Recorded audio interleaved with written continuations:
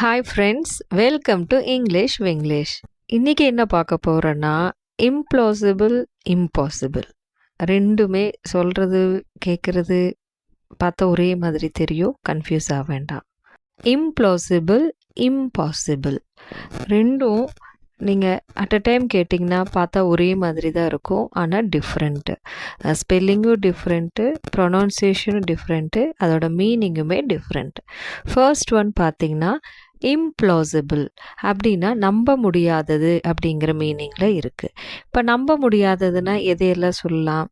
அது நடக்கவே நடக்காது, கண்டிப்பாக முடியாது அப்படிங்கிற மீனிங்கில் வர. ஃபார் எக்ஸாம்பிள், இப்போது சூரியனை நீ போய் கையில் தொட்டுருவியா? ஓ, நான் தொட்டுருவேன் அப்படின்னா அது நம்ப முடியுமா? முடியாது இல்லையா? இந்த மாதிரி நம்பவே முடியாத இடத்துல நம்ம இம்ப்ளாசிபிள் அப்படின்னு நம்ம சொல்லலாம். நெக்ஸ்ட்டு பார்த்திங்கன்னா இம்பாசிபிள். இம்பாசிபிளுங்கிறது சாத்தியமற்றது.